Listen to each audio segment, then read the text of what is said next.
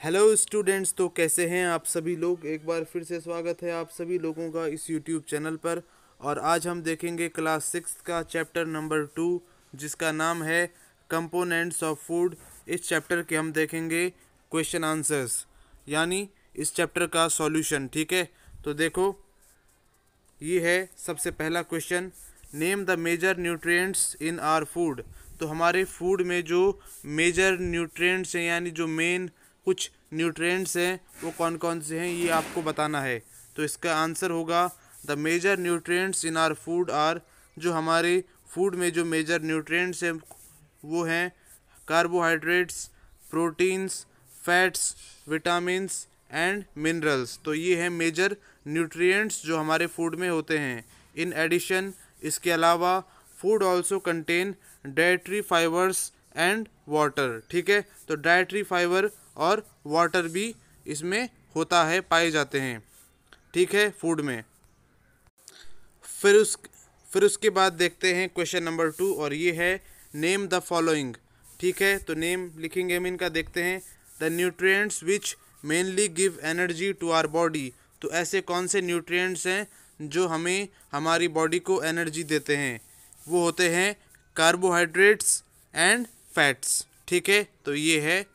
फिर उसके बाद बी पार्ट है the nutrients that are needed for the growth and maintenance of our body. तो ऐसे कौन से न्यूट्रिएंट्स हैं जो हमारी बॉडी के ग्रोथ और मेंटेनेंस यानी रख रखाव के लिए ज़रूरी हैं। हमारी बॉडी के ग्रोथ और मेंटेनेंस यानी रख रखाव के लिए वो है प्रोटीन्स एंड मिनरल्स। ठीक है, तो ये हैं। उसके बाद देखेंगे सी पार्ट में A vitamin required for maintaining good eyesight. तो ऐसा कौन सा विटामिन है जिससे हमारी जो आईसाइट है, जो हमारी आंखें हैं, हमारी नज़र है, वो सही रहती है।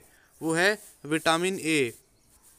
फिर उसके बाद है डी पार्ट में a mineral that is required for keeping our bones healthy.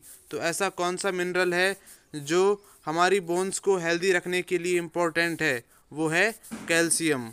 तो इस तरह से ये आप लिखेंगे। ठीक है,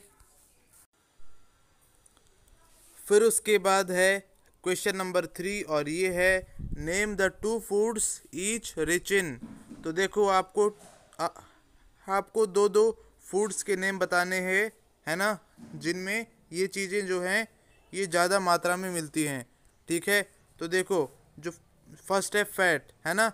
तो ऐसी कौन सी दो चीज़ें हैं जिनमें फैट ज़्यादा मात्रा में मिलता है ना, ज़्यादा अमाउंट में मिलता है। वो है बटर एंड ग्राउंड नट। ठीक है, फिर उसके बाद है स्टार्च। स्टार्च हमें कौन सी चीज़ों में ज़्यादा मिलता है। वो है राइस एंड पोटैटो। ठीक, उसके बाद है डाइटरी फाइबर, और ये किस में मिलता है, होल ग्रेन्स और फ्रेश फ्रूट्स में। ठीक है, उसके बाद अगला है प्रोटीन। प्रोटीन हमें कहाँ से मिलता है, पल्सेस से और फिश खाकर। ठीक है, तो ये है। तो इस तरह से आप इसको लिख सकते हैं। फिर इसके बाद है क्वेश्चन नंबर 4, और ये है tick the statement that are correct. यानी आपको उस स्टेटमेंट को टिक करना है जो सही है। ठीक है, तो देखो ये है ए पार्ट इसका। By eating rice alone we can fulfil nutritional requirements of our body. तो इसका मतलब ये है कि केवल अकेले राइस खाकर, केवल चावल खाकर हमारी बॉडी को जितने न्यूट्रिएंट्स की ज़रूरत है, हमारी बॉडी को जितने न्यूट्रिएंट्स की ज़रूरत है उस नीड को हम फुलफ़िल कर सकते हैं, उस नीड को, उस ज़रूरत को हम पूरा कर सकते हैं। तो क्या ये सही है? नहीं, ये सही नहीं है। ठीक है, तो इसको आप टिक नहीं करेंगे। फिर है deficiency diseases can be prevented by eating a variety of food items. तो जो डेफिशिएंसी डिजीजेस होते हैं, यानी ऐसे डिजीजेस होते हैं जो किसी न्यूट्रिएंट की कमी के कारण होते हैं, है ना। तो ऐसे डिजीजेस से बचा जा सकता है अलग अलग तरह का फूड आइटम्स, अलग अलग तरह के फूड आइटम्स खाकर। तो क्या ये सही है? हाँ, ये बिल्कुल सही है। तो इसके आगे आप टिक करेंगे। फिर है सी पार्ट, और ये है balanced diet for the body should contain a variety of food items. तो हमारी बॉडी के लिए जो बैलेंस्ड डाइट होती है उसमें जो है अलग अलग तरह के बहुत सारे टाइप के क्या होने चाहिए, फूड आइटम्स होने चाहिए। तो क्या ये सही है? हाँ, ये बिल्कुल सही है। तो इसके आगे भी आप टिक कर देंगे। और फिर है D part, meat alone is not sufficient to provide all nutrients to the body. तो जो मीट होता है, ठीक है, मीट अकेले जो है हमारी बॉडी को सारे न्यूट्रिएंट्स, जितने न्यूट्रिएंट्स की ज़रूरत हमारी बॉडी को है उतने प्रोवाइड नहीं कर सकता अकेले, ठीक है। तो क्या ये सही है? हाँ, ये भी बिल्कुल सही है, ठीक है। तो ये हो गया क्वेश्चन नंबर 4। फिर इसके बाद है क्वेश्चन नंबर 5 और ये है फिल इन द ब्लैंक्स। तो यहाँ पे आपको खाली जगहों को भरना है और इसका फर्स्ट पार्ट है dash is caused by deficiency of vitamin D.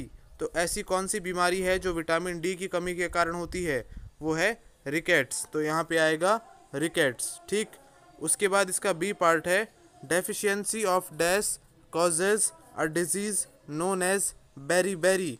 तो जो बेरी बेरी होता है वो कौन से न्यूट्रिएंट की कमी के कारण होता है? वो होता है विटामिन B1 की कमी के कारण। आ गया। उसके बाद देखो सी है deficiency of vitamin C causes disease known as dash. तो ऐसी कौन सी डिजीज़ है, कौन सी बीमारी है जो विटामिन सी की कमी के कारण होती है? वो है स्कर्वी। तो यहाँ पे आएगा स्कर्वी। और उसके बाद है डी पार्ट है night blindness is caused due to deficiency of dash in our food. तो जो नाइट ब्लाइंडनेस की जो बीमारी होती है वो कौन से न्यूट्रिएंट की कमी के कारण होती है हमारे खाने में? वो होती है विटामिन ए के कमी के कारण, ठीक है। अगर विटामिन ए आप कम लेंगे, आपके फूड में विटामिन ए कम होगा तो आपको नाइट ब्लाइंडनेस हो जाएगी। तो इस तरह से ये हो गया हमारा आज का लेसन कंप्लीट।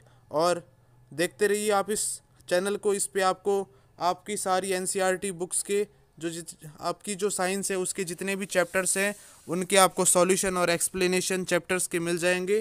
तो इस यूट्यूब चैनल को आप सब्सक्राइब कीजिए और साथ में बेल आइकन प्रेस कर दीजिए ताकि आने वाली फ्यूचर वीडियोस की नोटिफिकेशन आप लोगों को मिलती रहे।